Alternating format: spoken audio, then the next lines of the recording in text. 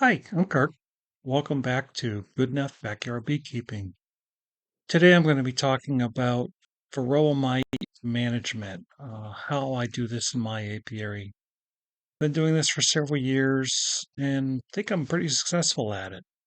So what I'm going to share with you is a bunch of slides that show throughout the season how I see mites growing, what I do or what I don't do.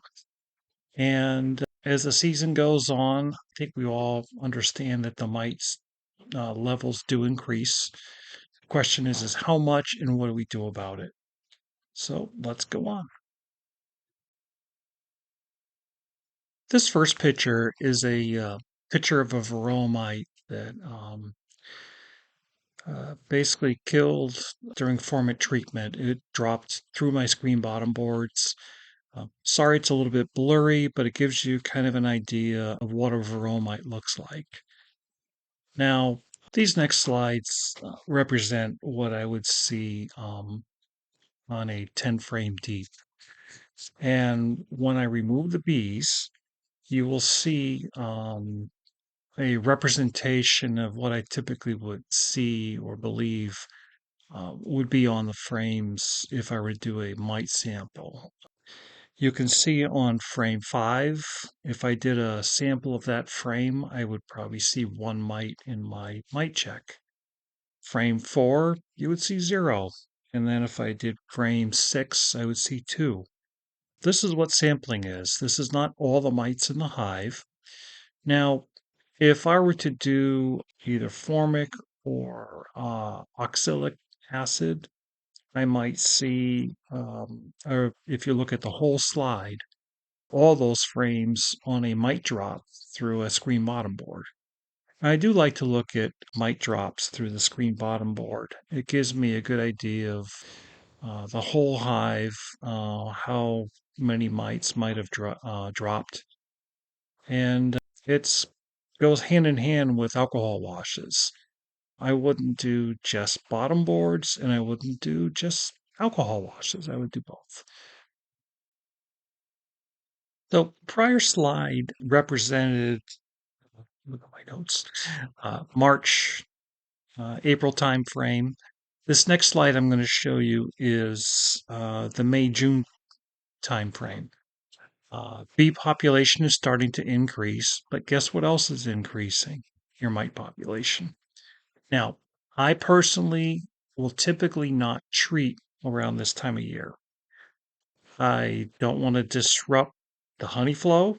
Around this time, I am collecting honey, or the bees are bringing in nectar and starting to build up honey on my honey frames or honey supers. So as I remove the bees, you'll see an increase in mites. Now, here again, I do an alcohol wash. I look at frame 6 and go, 2 mites. That's not bad. Probably wouldn't treat for 2 mites on a sample test. Now, if I look at frame 5 and I did my sample on that, collected my 300 bees, did an alcohol wash, I might start be getting concerned.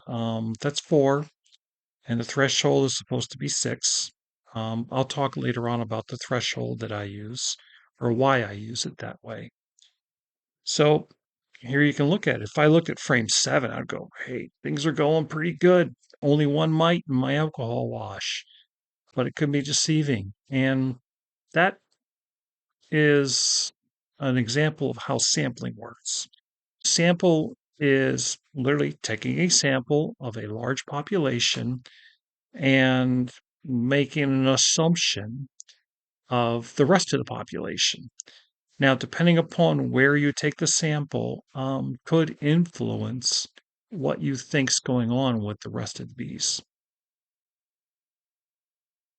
This slide is just representing typically what I do around the May-June timeframe as I'm doing splits. I'm either growing my apiary or I'm selling newts.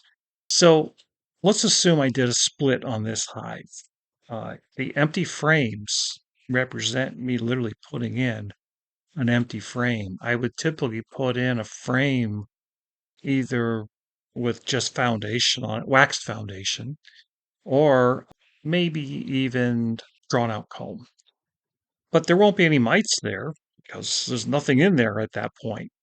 Now, as the bees move on there, yes, bees will have mites on there, but it'll probably be a pretty small representation of the mites that are actually in the hive. Now, because I took several frames out to go create splits, I actually reduce the total mite population in the hive, giving me a false feeling that I don't have any mites. Not real. So let's move on, and I'm going to show you the slides that if I didn't. Now, this slide shows a ton of bees. This is the July-August time frame. The hive is probably at the strongest it's going to be at this point. There's a whole bunch of nectar and honey in the hive. I probably take honey around the June, July time frame for my first harvest. And maybe I'm getting a second harvest later on in July. So I will typically get 2 or 3 harvests in a season, June, July, and around September. So this slide shows you a lot of bees. But when I take the bees away, you'll see how many mites there are. On frame 7, sorry, on frame 4, if you were to count those little dots, those represent the mites in an alcohol wash, you'll see 7 mites. That's typically the threshold that someone would treat. That would be 6 is a threshold, and you would treat. Now, if you look at slide 5, that's 11 mites. Now you're probably getting concerned. So now I look at slide 5, I see 11 mites, and that's getting concerning. That's quite a few mites starting to show as a sample. The hive is starting to have a lot of mites. Now, the other question is, how well does your hive do or your bees do with the mites? Frame 6, that has a 8 count in a sample or an alcohol wash. And that's getting kind of high, a little over the threshold. I don't treat yet. The reason is I'm holding off on treatment. I'm trying to get the bees to finish up or cap their honey. And now I'm starting to live on the dangerous side, the hairy edge, I guess that people talk about.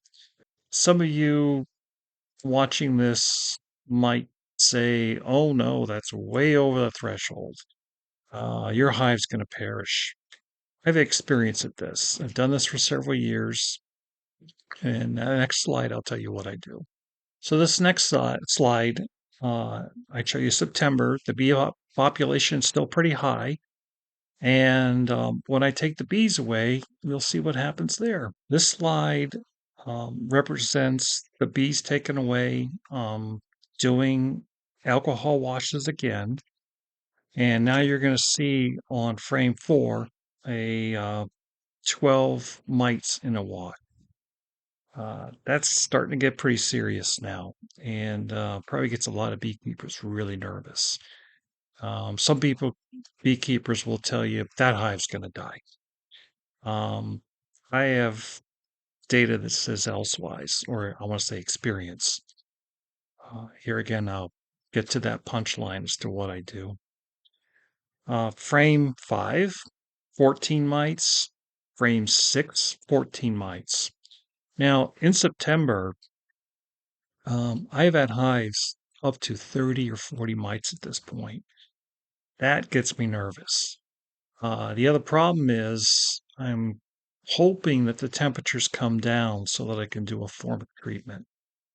And let's discuss why I want to do the formic treatment. So formic is a short treatment, 10 days if you use 2 pads. Listen to Frederick Dunn's one of his shows where he brings in the nod people and they discuss that do two pads. Don't waste your time with one. That's kind of just teasing the mites. It doesn't really knock them down.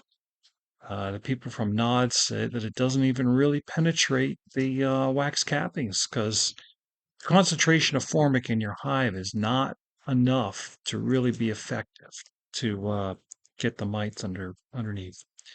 Now, my experience with formic, whether it's Formic Pro or Mite Away quick strips, is it's pretty harsh, but it's not the queen killer that the reputation is out there. I think one of the problems that people are having or calling this a queen killer is because the queen will shut down. Your hive will go broodless for probably a few weeks. And so I want to say even experienced beekeepers will look in here and say, your queen is gone. There's no brood. You need a new queen, but it's too late in the season. Well, I'm calling BS on that. And where I'm going with that is my first year, that's exactly what I experienced. And I called up one of the experienced beekeepers in the area, and he said, be patient. And it's funny, every time I talk to him, he says, be patient. And that's beekeeping. So here's what you do. After you finish your treatment with formic, you might see no brood. You might not even find your queen. She's probably shut down. She's not dead, though, and she's not gone. Feed your hive 1 to 1. That will stimulate your hive or the queen to start laying again. And my experience is when that queen starts laying, you will find that that queen is filling brood like crazy. Now, here's the other bad information that I think that people are giving as beekeepers. Around the September time frame, if you treat with formic, you will be killing all of the bees, basically the brood, that will be getting your bees ready for winter, your bees of winter physiology. And you might, but I'm going to tell you, when that queen comes back and starts laying, all of your winter bees will be doing just fine and probably even better than the ones that would have had mites if you treated too early and your hive had a reinfestation. So, what I'm trying to do by treating around September, even October, is not allowing to have the hive reinfest with mites and carry those bees into the winter. Now, the next thing I'll do is I'll actually treat with oxalic acid either December, January, or February. Somewhere in that time frame, we will hit some days that will be 50 or 60 degrees um, in the Northeast. Now, I think I've even seen from some of those Canadian beekeepers that they even hit some days up there around that time. So it's not uncommon that we get a break in our cold weather that we can go hit the hive with oxalic acid. Now, I'm a firm believer on oxalic acid vaporization. And I know oxalic acid is not the approved treatment. It's oxy something. Um, yeah, use that stuff. That's the approved stuff. I just use the term oxalic acid. That's the generic name for it. So let's look at the next slide. This slide is a pictorial representation of the prior slides I just showed you. May, June, your bees are coming out of winter. They're just starting to build up, and the mite loads are relatively low. Around the July, August time frame, mite loads are getting pretty high. Now, this represents typically what I would see in my hives. I don't do any treatments around this time. I'm thinking that maybe you ought to hit them with oxalic acid. The problem that you're having is temperatures are high. Um, Try not to overstress the bees with a treatment while the temperatures are high. So stay away from formic if your temperatures are high. Um, I did treat 1 year with high temperatures, and I did get super seizures, but those hives were in bad shape. They had 30, 40 mites in an alcohol wash. So I figured they're either doomed one way or the other. And you know what? They ended up turning out okay. So September time frame, I still haven't treated yet, and you can see there's a lot of mites in my hives. But the other thing that's going on here is you're showing that the mite or the bees can actually tolerate living with these mites at this point. So instead of thinking about, are my bees hygienic? Can they kill the mites? You actually start about really ought to think about, can my bees tolerate being with mites? And you're going to find that your bees can probably tolerate going into winter with these high mite loads. But a lot of beekeepers get surprised, say January time frame, all of a sudden their hive is dead. And they're wondering, what happened? Well, you didn't treat for mites, at least properly. There are some treatments out there that aren't as strong as Formicpro, and they might not be reducing enough. Now, the other part of that is I hit them with oxalic acid for the ones that are still lingering around. Now, maybe did I get 100% kill? I don't know, but this is where I get to my channel. It's good enough. Now, people chuckle at that, but getting the mite loads low is the important thing. Getting to zero is like chasing infinity. You're never going to get there. Now, what's to say that you totally eliminated your mites and you're thinking, I got this? Well, what's to say that bees are not going to come over from another hive, or your bees are going to go out foraging and get mites and bring them back in the hive? That's why I believe in treating as late as possible, trying to keep reinfestation from happening, and then also doing a cleanup later on when there are no mites coming back, unless you get crossover of bees going from one hive to another. This slide represents around the November time frame. This is after I've treated with formic. And what you'll see, there is a significant mite reduction. There's probably a few stragglers that are still around there. Now, either they're being reinfested from mites, from bees carrying in mites, or maybe it just didn't kill every mite.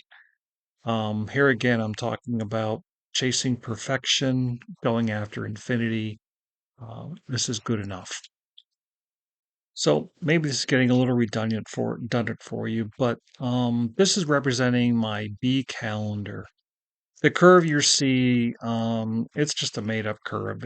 You can look at Randy Oliver and he's got great curves. See, it has a great tool for predicting your mites. Is it exact? Randy did a great job, and I think he'll even say it's not exact, but it's a pretty good representation of what's going on.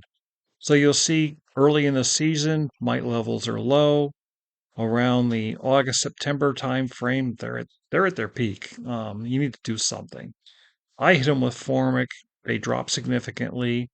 I might get a little bit of growth back in there, but then at the end of the season, or maybe in the middle of the winter, because that crosses over back into January and February, I hit them with oxalic acid vaporization. I believe in fogging the whole hive up, and it knocks the nights down pretty good. Now, how do I know this? I don't do an alcohol wash in December or January. But I do use screen bottom boards with sample trays underneath. I go into winter with these. And when I hit them with OAV, I see dead mites on the sample board. And this is another area that's kind of controversial. I don't put oil and all that stuff on there. It just makes a big mess. The mites drop down on it. They stay there. I mean, unless I'm into some crazy windy day, they don't even blow away. So I let them drop and I take a quick look. And if the LAV is working, I've killed mites. Now, if I don't have any mites in the hive, I'm assuming that the OAV was just insurance. I've done this and I've seen about 15 mites on a sample board. That's the whole hive. And makes me think that, yeah, there's a pretty healthy population in there and maybe I should hit them again or maybe not. I usually at least give them one treatment in the wintertime. Now, as you look at the calendar that I have on here, I'm going to go across the bottom. I go into winter. So if you look at January, I have double deeps. Now, double deeps is my preferred configuration. Not all my hives end up that way. What I'm trying to do is have these hives very heavy with either sugar, syrup, or their own honey. But double deeps is my preferred configuration because then it makes it easy for me to do splits in the springtime. And you'll see around the April, May time frame, I'm doing my splits. I'm taking probably several frames out of the hive, trying to get them down to a single deep. So I run single deeps in the middle of the summer, not all year round. I'll put some honey supers on there. Basically, what I'm doing is I'm representing a swarm to the hive. So I have a very low rate of swarms. It gives me very strong populations during honey flows. It works pretty well, and actually probably helps with a little bit of the break in the brood to help with the mites too.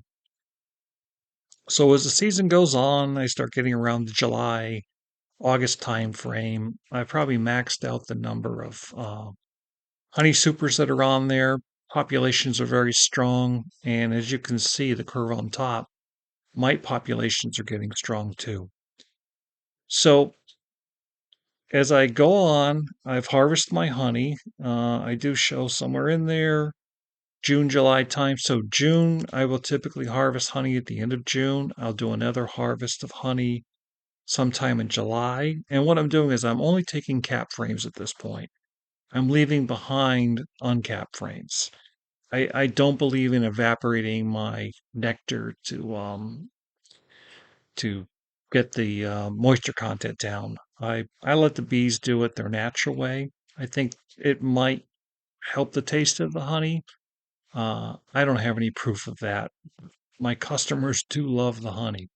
So I'm going to let the bees dry down the honey and only take capped honey at this time frame. So now I start getting into an area of kind of gambling. I'm usually trying to chase the late summer. We call it the fall flow because we take the honey around fall. But now the problem is I have high mite loads. I should be bulking up my hives, either backfeeding them with 2-to-1 syrup, or I should just be leaving the honey for them. A lot of discussion amongst the bee community as to how you do it. What I do is I typically will take capped honey. Now, the problem is the bees seem to always be late in capping that honey. So that puts me in a predicament of I want to treat with formic, but I do not want to do it until I take my supers off. So this year kind of bit me in the butt a little bit. I didn't treat until November, and I did have some hives that perished because part of the problem is you're supposed to leave the entrance fully open. And I suspect that when I was treating with formic, I had a lot of robbing going on, and that reduced the amount of stores that I left them. But it also bulked up some of the other hives. So some of my big hives, they're full of food and nectar or honey, whatever it may be. But those ones that needed to be bulked up, they perished. So it's kind of a tricky area as to how long you wait to do that formic treatment. Now, you can be conservative and just don't take any honey and treat in September and leave them the honey. That's the safest thing to do. And that works almost all the time. I did more of that last year and I ended up with 15 of 15 hives surviving surviving the winter. Now this picture is basically showing you how I run my hives. By the time I get into fall, I'm back to double deeps. I'm trying to bulk the hives up, and I'm trying to go into winter with two deeps weighing heavy. In this slide, you can see late in the season, I've treated with formic. This slide represents the mite population is basically zero. There's a few scattered ones in there. If you were doing alcohol wash on frame 5, you would get a 0. Frame 6, you would get a 1. And that's basically saying that you got your mites under control. So now you just have to worry about reinfestation and your mite population rebounding. So that's why I hit them up in the wintertime with oxalic acid vaporization. So let's finish up. Thanks for sticking along with me this long. Like and subscribe if you like what you're hearing here. And thank you for watching. I hope this gives you an idea how to keep your mites in control, manage your bees throughout the season, and good luck with your bees. Thanks for watching.